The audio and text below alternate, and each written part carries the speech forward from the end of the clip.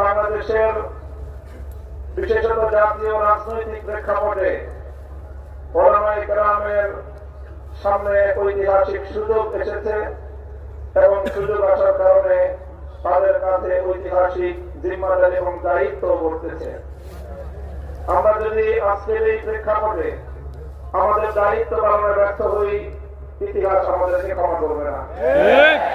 এই জন্য যাদের কাছে দায়িত্বের বোঝা, আমরা শুধুমাত্র একজন ব্যক্তি নই, যেমন ইতিপূর্বে অনেক ভাই বলেছেন, হযরত শেখুল হাদিস আল্লামা আজিজুল হক রাহমাতুল্লাহি আলাইহির দায়িত্বের জোয়ার এখন আমার কাছে।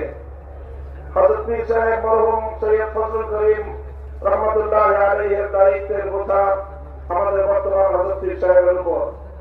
মুফতি ফজলুল হক আমিনী রাহমাতুল্লাহি আলাইহি সহ আকাবিরদের দায়িত্বের বোঝা আমাদের ভাই মাওলানা মুফতি সাদাত হোসেন রাজির কাছে। এমনি ভাবে আমরা বর্তমান প্রজন্ম আমাদের পূর্বসূরীদের রেখে যাওয়া একটি সুন্দর প্ল্যাটফর্মের উপর আজকে আমরা দাঁড়িয়ে আল্লাহ দ্বীনের কাজ করার সুযোগ পেয়েছি। কাজে এই জায়গা থেকে আজকের এই জাতিকে যদি আমরা নেতৃত্ব দিতে, যথাযথ দিক নির্দেশনা দিতে যদি আমরা ব্যর্থ হই, তাহলে আমাদেরকে অনেক বড় মাসুল করতে হবে দুনিয়াতেও এবং আখিরাতেও।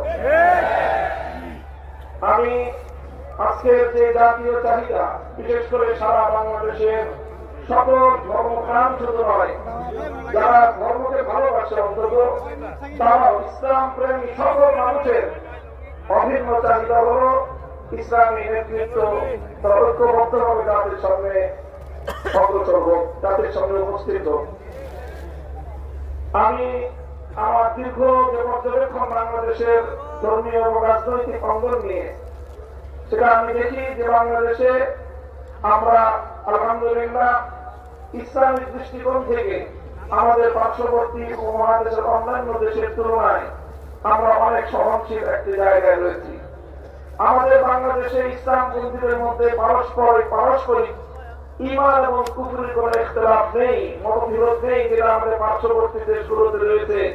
সেখানে শিয়া সুন্নির মতো জটিল বিরোধ রয়েছে।